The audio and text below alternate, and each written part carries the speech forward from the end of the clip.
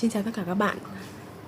Như đã hứa thì hôm nay mình sẽ quay trở lại và chia sẻ với các bạn cách làm vỏ bánh nướng của bánh trung thu vị truyền thống. Và bây giờ thì chúng mình cùng bắt tay vào làm vỏ bánh xem là với một chiếc bánh nướng thì mình sẽ cần những nguyên liệu như thế nào và cách trộn bột như thế nào để ra một chiếc bánh nướng thật là ngon nhé. Bây giờ hãy cùng mình bắt tay vào làm nha. Và nguyên liệu mình cần có đó chính là nước đường của bánh nướng là 295g.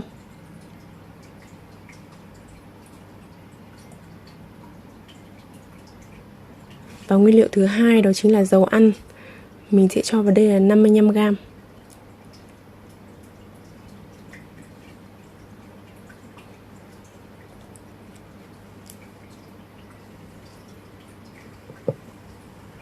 Và mình sẽ cho vào đây nữa là 10ml rượu ma quế lộ. Tiếp đến là 20g bơ đậu phộng. Mình sẽ dùng bơ đậu phộng mịn nhé.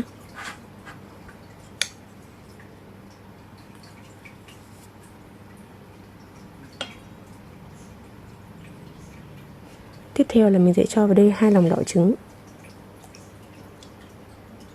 Tiếp theo là 2g bột baking soda. Sau đó thì mình sẽ đánh tan lên và sẽ để trong khoảng 10 phút nhé.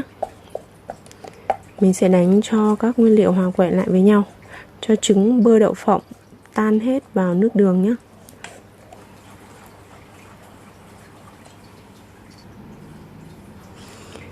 Sau khi mà mình khuấy tan đều như này thì mình sẽ để hỗn hợp nghỉ trong khoảng 10 phút. Sau đó mình sẽ cho bột mì vào và trộn. Sau khi mà hỗn hợp của mình đã để nghỉ được khoảng 10 phút thì mình sẽ cho bột mì vào đây. Thì mình sẽ cho vào đây là 440g bột mì. Ở đây mình dùng là bột mì đa dụng.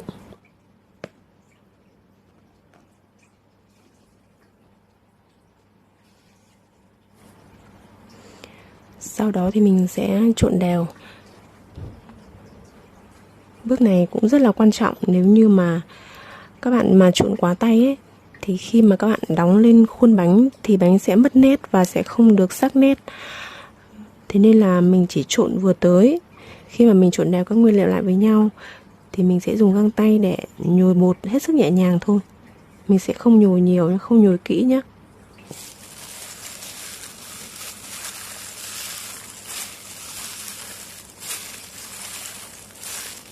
Đấy, mình sẽ bóp như thế này. Mình sẽ bóp như thế này thì nó sẽ không tạo ra cái gluten, thì nó sẽ không bị mất nét của bánh.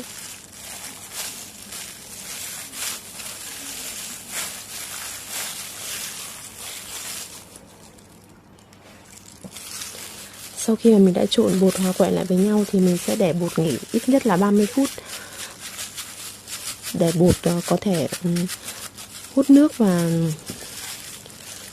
nở ra, lúc đó mình mới làm bánh nhé. Và mình sẽ dùng bằng bọc thực phẩm để bọc lại để tránh cho bột đỡ bị khô.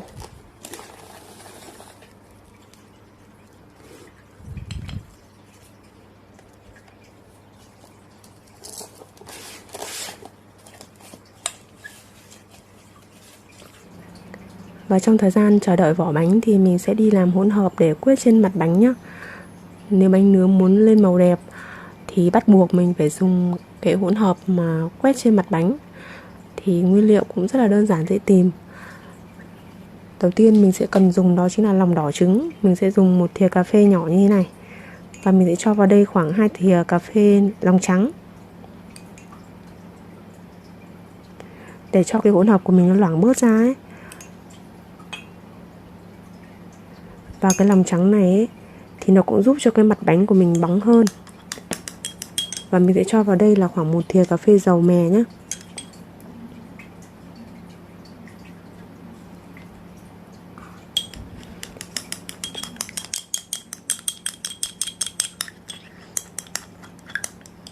Và các bạn nếu như mà muốn để bánh được lâu hơn thì mình sẽ không cho đường vào đây.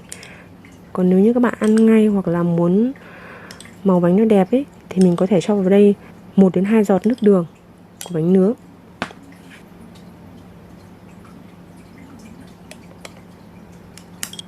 Sau đó thì mình sẽ đánh đều lên.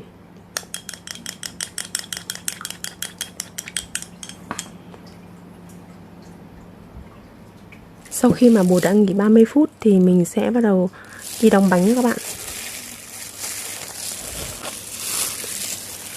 Mình sẽ chia ra làm các phần bằng nhau. Hôm nay thì mình sẽ dùng khuôn là 150g nhé.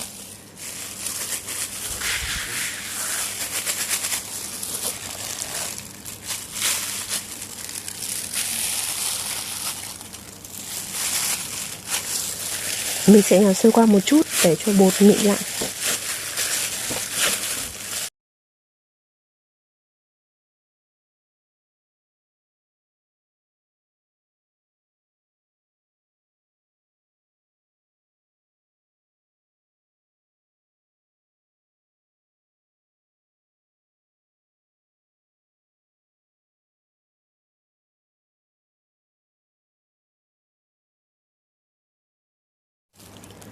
Và với công thức này thì mình sẽ được 13 chiếc vỏ bánh nặng 70g các bạn ạ. Và bây giờ thì mình bắt đầu tiến hành đi đóng bánh và mang đi nướng nhé.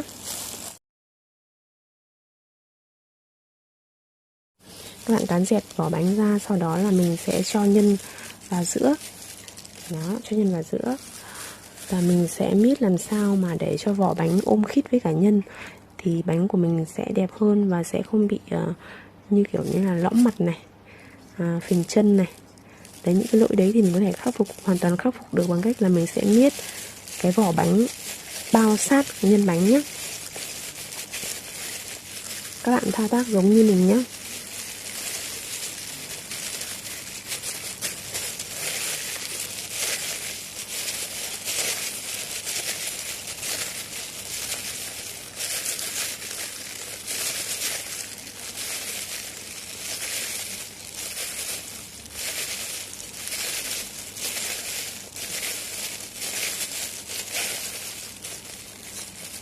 Đó, và như thật kín là như thế này.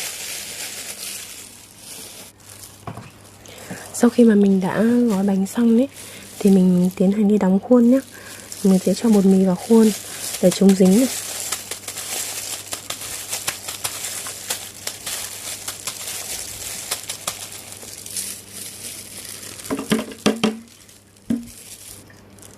Sau đó thì mình sẽ cho bánh vào khuôn và đóng.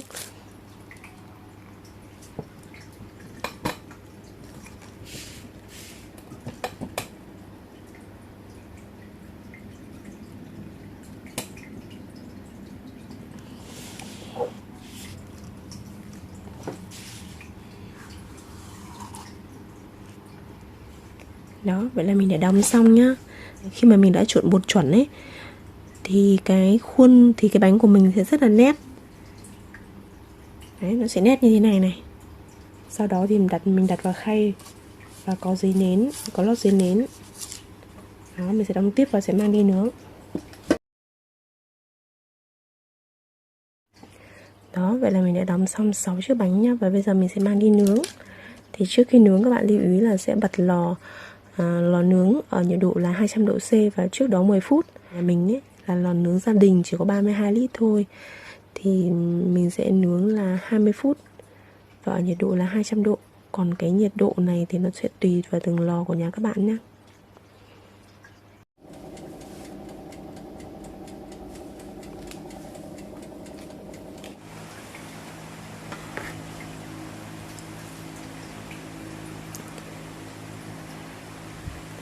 Đây là bánh mình vừa mới nướng lần 1 nhé. Thì bánh nướng lần 1, yêu cầu của bánh đó là phải đục. Mặt bánh phải đục và hơi hanh vàng một chút như thế này. Và thành bánh cũng vậy. Thành bánh cũng phải màu đục như thế này nhá thì mới là chín.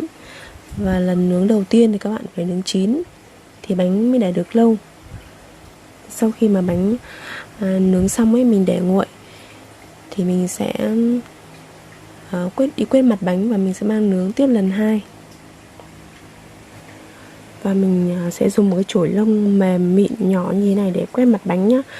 Và cái hỗn hợp mà quét mặt lúc nãy thì mình đã làm từ lúc trước đấy. Bây giờ thì mình sẽ bắt đầu quét mặt này. Mình sẽ quét một lớp trứng thật là mỏng trên mặt bánh để tránh mất nét.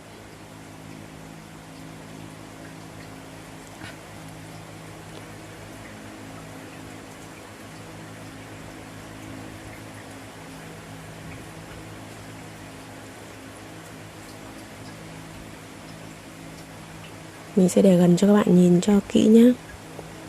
Đấy, mình chỉ quét một lớp rất là mỏng như thế này thôi.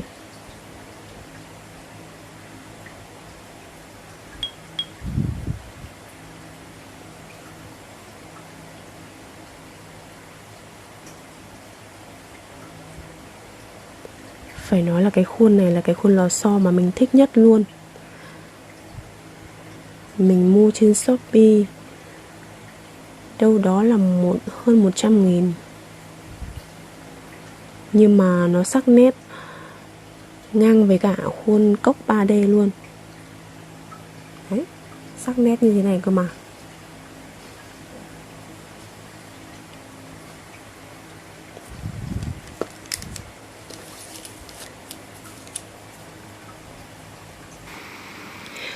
Ở lần 2 thì mình cũng sẽ nướng bánh ở 190 độ ở trong vòng 20 phút các bạn nhé. Và để bánh có màu đẹp hơn thì ở 5 phút cuối mình sẽ để lửa trên và vẫn bật quạt đối lưu các bạn ạ. Và với bánh của mình thì mình chỉ cần nướng 2 lần thôi là mình đã được như thế này. Sau đó thì mình sẽ để bánh thật là nguội và mình sẽ bảo quản ở trong túi hộp kín. Và trong túi này thì mình để được lâu ấy thì mình sẽ cho một túi chống ẩm vào đây. Mình cho bánh vào hộp và mình sẽ hàn kín miệng túi lại. Vậy là mình đã chia sẻ xong cách mình làm ra món chiên bánh trung thu truyền thống không ngộ ra và đảm bảo vệ sinh an toàn thực phẩm. Chúc các bạn cũng làm được những chiếc bánh trung thu cho riêng mình nhé. Các bạn đừng quên nhấn like, đăng ký kênh để đón xem video tiếp theo. Mình sẽ chia sẻ cách làm một chiếc bánh dẻo ít ngọt với cách làm cực kỳ đơn giản. Xin chào và hẹn gặp lại các bạn trong những video sau. Bye bye.